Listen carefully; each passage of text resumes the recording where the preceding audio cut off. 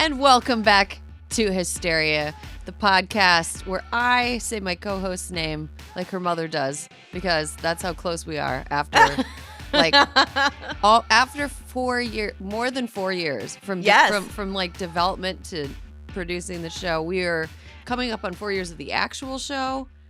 And we are definitely past 4 years in the development. Relationship-wise, yes. Relationship-wise, oh my gosh. We span a presidential administration. Oh, goodness. Oh my goodness. I'm going to vote for us for re-election. 4 more years. 4 more years. 4 more years. So on a scale of 1 to hearing details of Will and Jada's marriage, how tired are you of hearing about new draconian abortion restrictions in wackadoodle red states? I'm probably only slightly less exhausted and tired of it than the women who have been marching for it since the 60s. They're tired. They shouldn't have to march anymore. They should not. They are getting old. They should be able to mall walk if they want. They're like getting up to the golden years. Like, why? They shouldn't have to spend their golden years what they fought for. No, the golden years should be about feeding the ducks at 3 o'clock in the afternoon, followed by a stiff drink.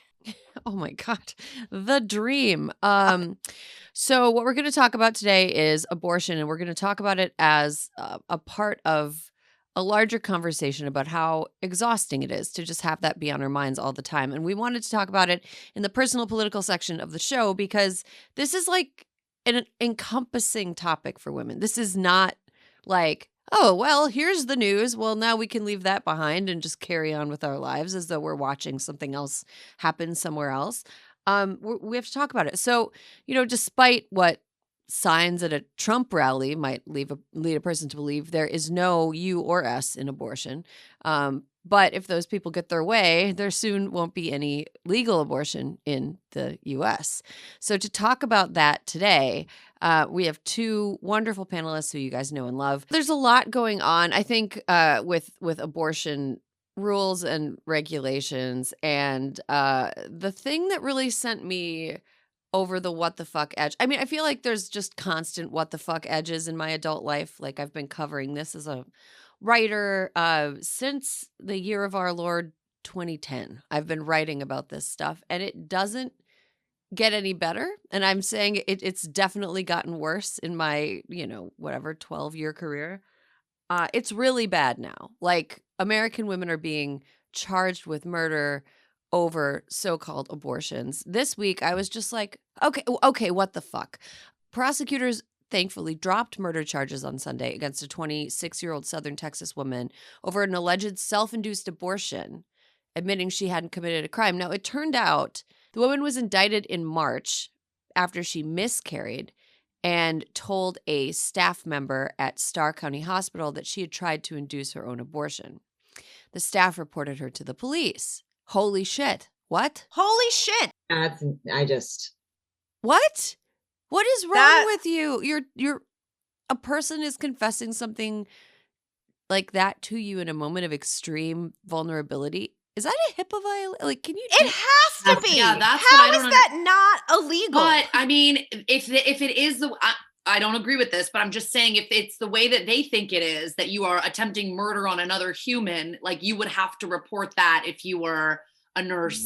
So that's what they think they're doing. Right. But if you're a mandated reporter, you are mandated to report like things that are illegal. Yeah. Or things that are imminent harm to yourself or others. Right. Yep. So like that doesn't fall under. And the thing is, like, having an abortion is not illegal in Texas. Like their 6-week ban that the Supreme Court failed to strike down makes it possible for people to sue people for aiding or abetting an abortion. It doesn't make it that if you have one, you go to jail. So like even Texas's crazy law doesn't make that illegal. So it's not clear what law the Starr County District Attorney's Office thought that she'd broken. Well, it felt like, wrongly, and Kara may feel this in her core, it felt like this nurse thought that she was Olivia Benson on Yes. SVU and was calling Child Protective Services. Yes, like exactly. that's what it feels like this numbnuts thought she was Because of doing. this like idiotic idea that everybody has that Right. like from conception it's just a tiny baby with a rattle living in your womb and that we need Right. to protect them, you know? Right. Which Yeah. is like the whole problem with everything they're doing down there, because they've turned everybody into a fucking vigilante. Yeah. You know, Mhm. it's like everyone's making Well, citizens arrests everywhere. And maybe this Olivia Benson thought in her mind, if I don't report, am I going to be breaking like this Right. other law and I'm going to get in trouble? Like, you know, who knows? Like they've made it so convoluted. I don't know. Like what is there some kind of Good Samaritan law that you're breaking by not report? You know, I don't know. But it's so confusing and weird because it's like clearly this woman was a person in crisis and clearly she was not, like why like she's in crisis, like why be like you must have this baby, like do have the baby. It's like I don't understand. Well, it's like, but this goes to like everything that they've been doing. Like we're 4 people who follow this religiously, Mhm. right? It's like part of what we do for a living. Mhm. And we still, all 4 of us can't come to some consensus as to why this potentially happened. So Right. imagine you're like a regular fucking person in the middle of trauma. Like, what do I do? And the nurse, I mean, who, like, it's true. Carrie, you're right. I did not give the nurse the benefit of the doubt. She may have thought, no, but it's true. Like when you see how they have done this. I hate this nurse, but I'm just wondering you're what right. what was going on in her Texan mind, you know, like Right. you take By the me way- to court for not doing this, like, you know. Right. She also probably felt like she owed it to her religion too, or her community. I mean, it goes well beyond just the law. And this is the problem, I think, with putting so much onus and power onto the average citizen in Texas. And who knows, by the way, where this is going to go. As a Texan, it's so frustrating to hear this. And I think that it's a reductive and awful take to hear like, oh, well, Texas sucks and everybody in Texas is bad, because I fear that this is coming for all of us. I don't think it's just limited to Texas. But it goes well beyond. It is so ingrained. It's such an emotional issue. It's so ingrained in people, even if they feel like they're just trying to do right by the law, which again, I also don't agree with. They feel to their core that it's also intertwined with religion and intertwined with so many different sets of beliefs. I've got a bit more of a cynical read on it, Grace. I think you're right about like there's plenty of good people in Texas. I don't think I think that like that's clear. You're from Texas. Your family's from your mom is like enough to make up for at least 10 bad Texans, I think. Yes. Your mother alone, Grace. But like I think everybody wants to be a Facebook hero. Everybody's brain Yeah, has it's been true. turned to absolute pudding or grits or jambalaya, depending on where you're coming from. I don't know. Her brain has been, I don't know, transformed into like queso dip. This Yeah. nurse who reported her, and like everybody just wants to go viral, like a Maureen Todd type.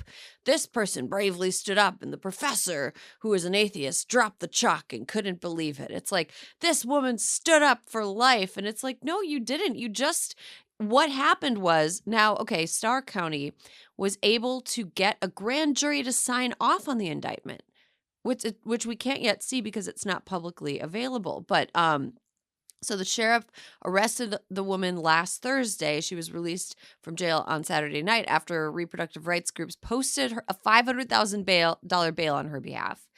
And then when the case started getting national attention, the DA's office was like, whoopsie doodles, and then dropped the charges. And here's the part that feels very like it's just another thing for everybody else to do here. Like, because what if people were not paying attention? And what if people hadn't made a stink about this? And what if it hadn't been nationally embarrassing to Starr County? Like, they would have just carried on. They would have kept going with this until, it was appealed high enough in the justice system that it got enough attention that people were like, wait, what law did she break? And meanwhile, she would have been held in jail. She would have been, maybe lost a job. She would have maybe lost like a relationship. She definitely had already lost the pregnancy. The harm would have just increased exponentially until somebody noticed and was like, wait, what the fuck? And that's the problem with the exhaustion that you brought up at the start of the episode, that we are all so tired of hearing about this, and it is so exhausting and emotionally difficult to hear and see these headlines every week. But that's kind of the way that they're wearing us down, that eventually, if it becomes less sensational to read headlines like this, if it becomes more difficult for us to find the bandwidth to care, essentially, the more that side wins. And that's what's really, really evil and cynical about this moment in time, that we can be worn down because there's just such a barrage of headlines that are hitting us, not just, by the way, in the abortion conversation, but between what's going on in Ukraine and COVID. There's so much happening right now. It's overwhelming. I feel like this is something, though, that it has uniquely made us understand that, in a way, we never asked to become vigilantes, but we have to be like vigilantes because nobody else is going to stick up for these women. Like, we can get mad about Ukraine and change our, people can change their profile pictures to the Ukrainian flag, and they can, send, support aid efforts and donate and stuff. But this feels like something that our action and engagement is necessary to change the trajectory in even a tiny way that gets this one woman out of jail for a bullshit reason, and it's like, it feels like a video game we didn't ask to play, in a way. Like, we're all talking from a sort of places where, you're absolutely right, Grace, that eventually it's the conservative dream is that eventually this sort of thing could happen anywhere. But we're in the places where it will be the last to happen. We're in Los Angeles, we're in New York.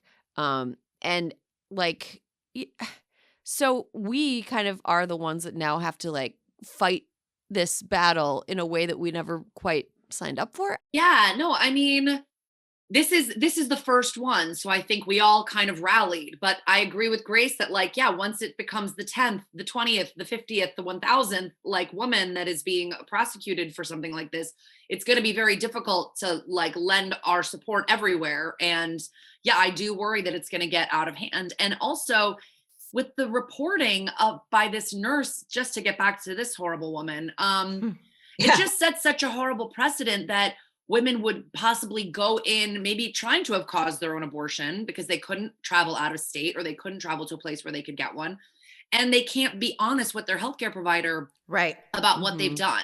And so now we're living in an episode of House where the patient is lying to the doctor, and it can get very dangerous, where you should just be able to tell your doctor, okay, this is what I've taken, this is what I've done, and not feel legal repercussions. And I just think it's such a slippery slope how that's going to lead to tragedy, for sure. I just agree. It's this is all part of it's like a real, I don't know how to phrase it, but it's we have to get so mad. There has to be so much outrage and so much engagement to stop these very bad things from happening. And it is it feels like whack-a-mole, right?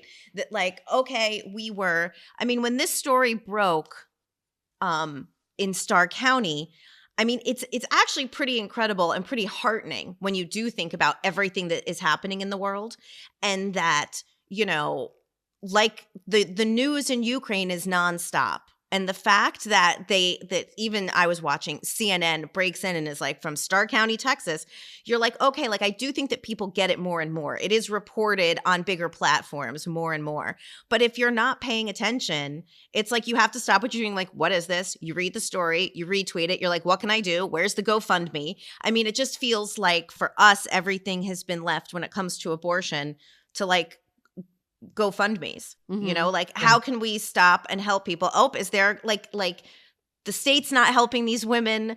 It's the kindness of people who see a GoFundMe that are helping these women, and in one of the most traumatic times. And I think that's the part that intellectually, I watched this, I saw this happen, I read all the articles, and it's that if you had just scrolled past the article, that might have materially changed this woman's life. And I think that that's the exhausting part, that you can't be you know what, I'm just not going to do this, because the truth is, in practice and in reality, it is the outrage of people who read the reporter who takes the time to write the article, and then the people who take the time to read the article, and that because of that, this stopped. But it doesn't send the message to Texas to not do it anymore, Right. You know? That's the thing. Like, it's definitely happened before. This is like back in, I mean, I feel like every single time it happens, I like black out from rage because, Kara, you were like, this is the first one. And I think this is the first one in Texas since this law. But like every time there's like a new signpost, we kind of, I feel like we sort of are so overloaded with information. It's like one in, one out. So I just pulled something up from November of last year, and it's about a 21-year-old Native American woman from Oklahoma who was convicted of manslaughter after having a miscarriage. I remember that. And she was sentenced to 4 years in prison last October for first-degree manslaughter of her unborn son. And like it's in what state? Oklahoma. Texas's hat. It's which is essentially, but it's also, you know, Oklahoma just passed a total abortion ban. This is what I mean. It's not just Texas, guys, and it's not just Oklahoma either. Alabama's doing something this week, some stuff this week too. I feel like, Indiana. Yep. Indiana. There was a woman in Indiana who was jailed for having a miscarriage a few years back as well. Oh, that's right. That story. Yes. Yeah. Yes. I guess this one, I'm sorry. I misspoke when I said the first. But I also think that you hit No, on but it's something. a good point. Yeah. It's a really good point. You hit on something important, which is like, yeah, you just are like, oh yeah, that one. Oh yeah, that one. And if you saw them all just like spelled out in front of you, you see, you know, that it's happening everywhere. And sometimes, you know, I hold on to grudges and I hold on to anger longer than I should. And it's something that I'm working on. But I think a lot about the I think a lot about the tweet from, I think it was Brian Stelter after something happened where a bunch of women were like, it's going to be like The Handmaid's Tale. And he was like, relax, it's not going to be like The Handmaid's Tale. First of all, I'm still mad about that tweet. Still pretty mad about it. First of all, The Handmaid's Tale was written about things that had already happened. Margaret Atwood has talked about that a lot. It was written about Romania. It was written about evangelical Christians in the US. It was written about a bunch of like previous world events amalgamated into a fictional story about a dystopian society. So like, it's, first of all, it's already happened. It can happen again. Second of all, it is happening again. Like, I just want there to be like a wrongest bitch in the game dunce chair for moments like that, for takes that are that wrong. And like, I want people who accused advocates for reproductive justice of Hysteria, that's the name of the show, in the wake of things like Justice Kennedy's retirement, President Trump's election, etc., I want them to have to sit in the chair and be like, I was the wrongest bitch in the game here, you know? Like, it's infuriating. Because you know what that does, and you know what I think the amalgamation of what we're talking about today does, it silences the women who are struggling the most. Right. Because they don't feel like they can step up and go to a healthcare provider, talk publicly about what's happening to them. Because what if they end up the subject of one of these headlines that everybody's aware of? And this is such an intimate situation. It's such a personal decision, abortion is. And it's something that can be shared with your partner, with your family, if you have a loving partner, family. But more often than not, it's women who are having to deal with it themselves internally. And nobody wants to, well, I don't think most people want to be the woman who's the subject of a headline that makes this kind of, gets this kind of national attention. And I worry so much about the women who are being silenced in the process of this, because nobody wants to be sensationalized like it, you know? Right. And I also think like there are, you know, marginalized groups of people who don't identify as women who can get pregnant, who like are put in like, this is just another layer of things that can go wrong in their lives at the hand of the state. Like a person who's trans, trying to seek reproductive health care, already faces all of these. It's just, it's hard for trans guys to seek reproductive health care. And to have this on top of all of the barriers between them and getting the healthcare that they need. It's really hard for like disabled folks to get reproductive healthcare and have this be layered on top of everything that they already have to deal with. It's just like one more thing on the people who need like 10 less things, you know? And Right. To your point, like Lizelle Herrera in Texas, she had to be a headline on CNN national news to get out of her jam. You know, and we knew her name and we wanted to help her. There are a lot of fucking people who know her name who want to find her, you know, Right. like that are like, oh, it is that no one should have to go through that. And it wasn't necessarily Lizelle's decision whether to be a story or not be a story, which again, taken out of no control, you know, taken out of her control. But no, it's just, that's not fair. Like, that's just not fucking fair. And like, here's another thing about like this whole situation. If people are being jailed for having miscarriages, like, you know, in some cases, maybe it was a pregnancy that was unplanned and that they didn't want. In some cases, it could have been one that they did want. And like, talk about adding just unnecessary crushing trauma to something that already sucks. Like, pregnancy loss is so common. I don't think that the lawmakers making these laws know very much about the female reproductive system at all, period. But they definitely don't know that 1 in 4 pregnancies end in miscarriage.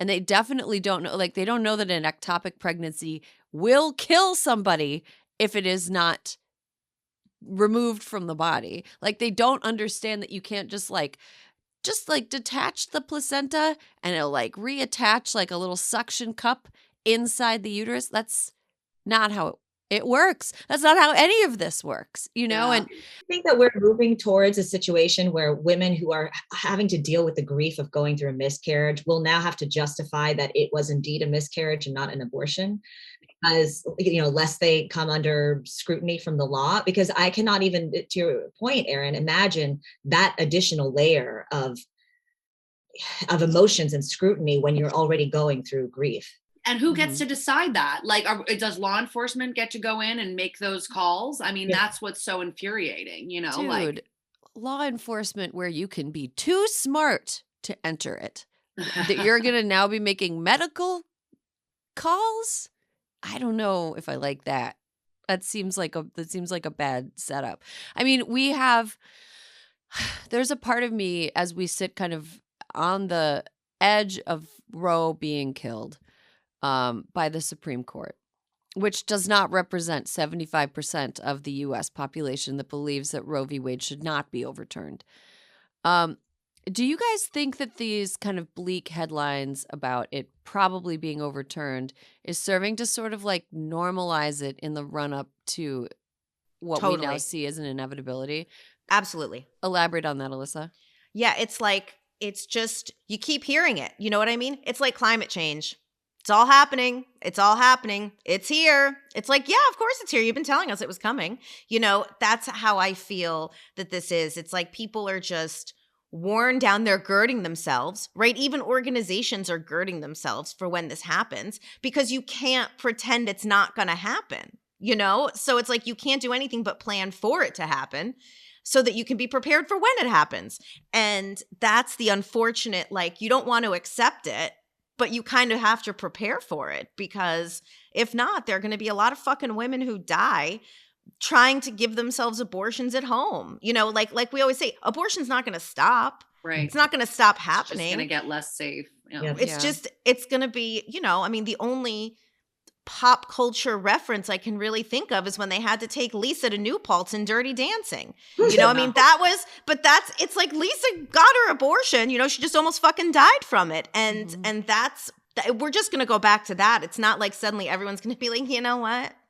I have just decided that this is for me. I mean, it's like, it's trash. I don't know if we're going to have baby's dad to come in and save the day this time, you know? That's Right.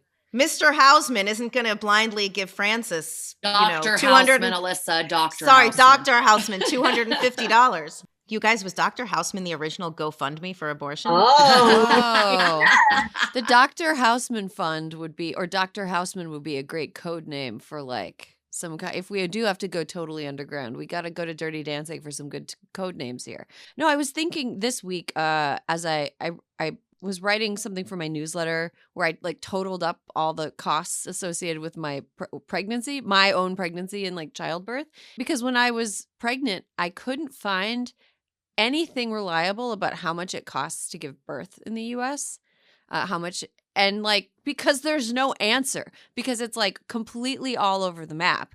And when I totaled it all up, I think I paid something like $14,000 between insurance coverage, copays, hospital stuff, like all that was a total of like $14,000. And my insurance company paid about $14,000 for everything that I could total up and see numbers for.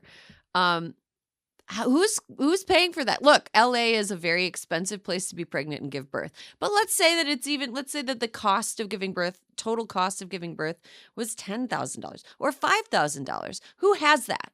Who just has that? Who isn't somebody who is in like a 2-income household where both people like have well-paying jobs? Who has that money? Who's paying for this? By the way, it's now such a flex whenever I see people that have like 3 kids. Oh, a third kid is a flex. Yes. A third kid is a full flex today. Yeah. Yes. One, maybe. I remember growing up and there were like families of 4 or 5. You don't see that nowadays. Yeah. And I don't think because people want families any less. They just can't afford it. I remember seeing it on that like Upper East Side when I was living in New York City. You'd see like a family of 4 children and you're like, they're rich, especially in the city, because I think people leave cities after 2. But I have a friend that just told me that they were pregnant with a third, and I was like, ooh la la. Like I was like, you guys are doing okay. You know what I mean? Like I have 2, and I would absolutely have a third emotionally and mentally, but like financially, we done. You know, like it's just.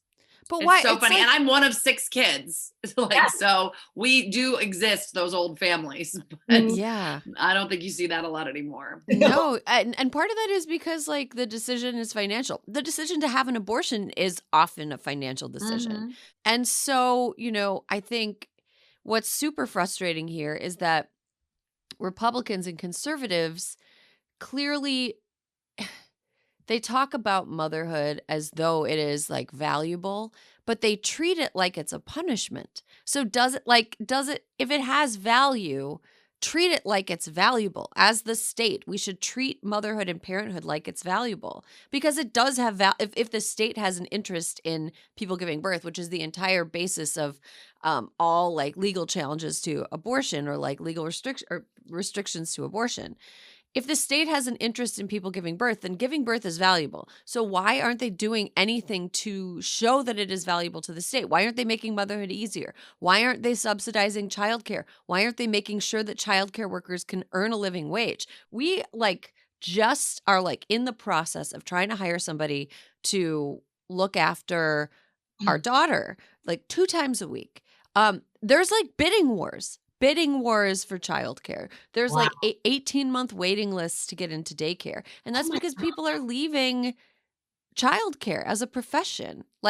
It doesn't pay well.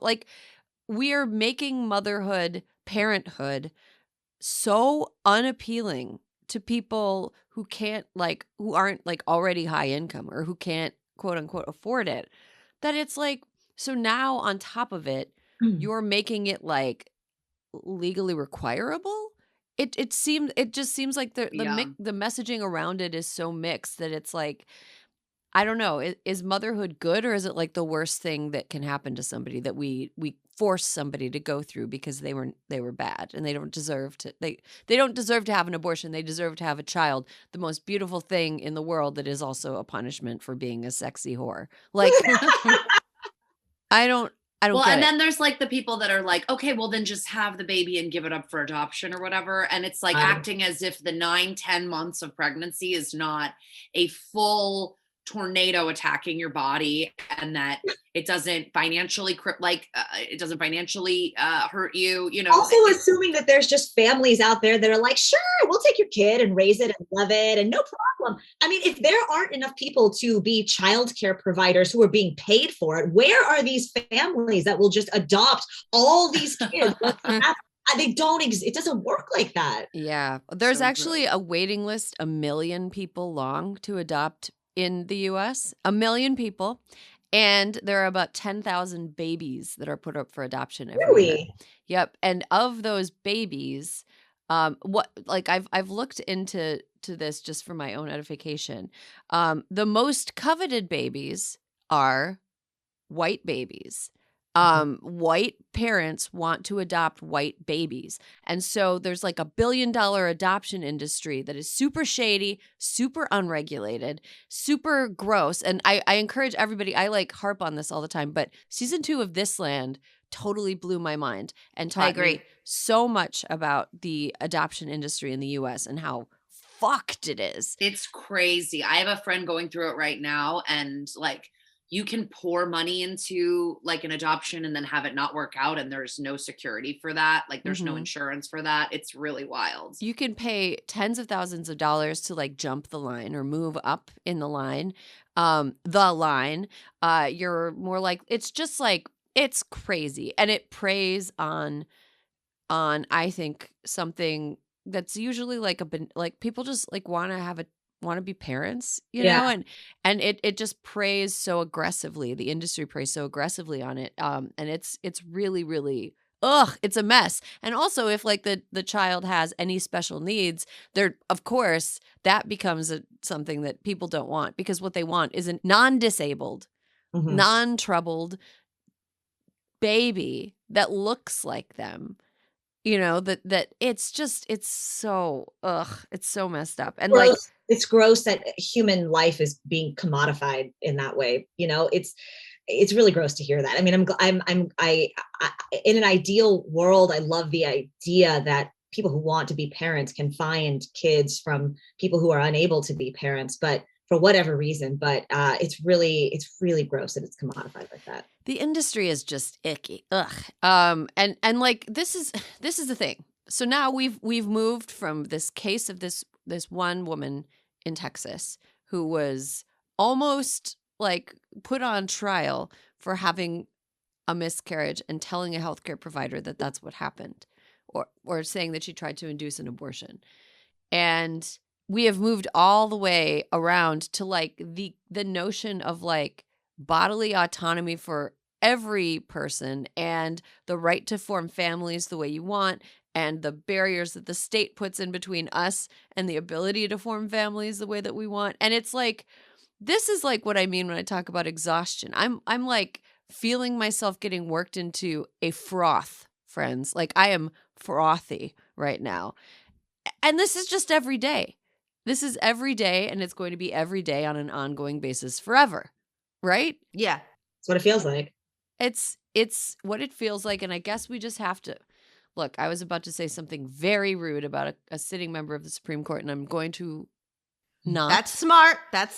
I'm going to not. And Alyssa knows what I was going to say. I know where you were going. I know you were. I know you know. Anyway, it's just very frustrating. And like the reason that I wanted to have this conversation is because, you know, we didn't solve any problems. We didn't fix anything, but I feel like I got some yayas out, at least talking to some people who are also like, yes, I also feel crazy. Like I feel crazy, and it's too much, and it's unfair at every turn, and this just sucks. This country is terrible to women. It's terrible to people who can give birth. It's terrible to mothers. And until that changes, we're just going to have to be tired all the time. All the time. And keep reading all the articles. Learning all the stories. Including Erin Ryan's newsletter, by the way, which I love. Yes, so good. Oh, I read it all the time. Thank you. Thank you for reading. I think I'm going to write about cumulative sleeplessness and the effect on my brain. And Kara, the recognition in your eyes right now. My eyes? You can see my eyes? Oh my gosh. I went to, just real quick so we can end on a little high note before we take a break. I went to the first yoga class I've been to in over 2 years. First one. And there are mirrors there, for which I was unprepared. My face, the tiredness. Anyway, being a mom is great. Everyone who wants to should have the freedom to do it. But I totally think with all of my heart and soul that this should not be forced on anybody. I got like 200% more pro-choice when I had kids. Yeah. Like, I don't know if people think, oh, once you have kids, you'll feel differently. I got like just completely like no one should have to do this if they don't want to. Like, yeah. I went from like protest in favor of abortion access outside a clinic to I will chain myself to the fence of an abortion clinic between me. I will get between a bulldozer in an abortion clinic. And you know what I read like every day? I just have it in my Instagram as the Shout Your Abortion account. I don't know if you guys follow it, but I really like, you just read that and I feel like you just have no idea how many different stories there are. It's not just a bunch of 17-year-old girls that were like, oopsies, you know, or like, you know, people that were being careless or anything about you know, protection, which by the way, go ahead and be careless about protection. I'm not blaming anyone, but like, it's just so many different stories. Like I already had 2 kids and I couldn't afford another one. I already, you know, this partner I was with was abusive. Like there's just a billion reasons. And I don't know. I just wanted to shout out your abortion. The double shout. Yeah. Double I just wanted to double shout that because that really puts so much into perspective, I feel like.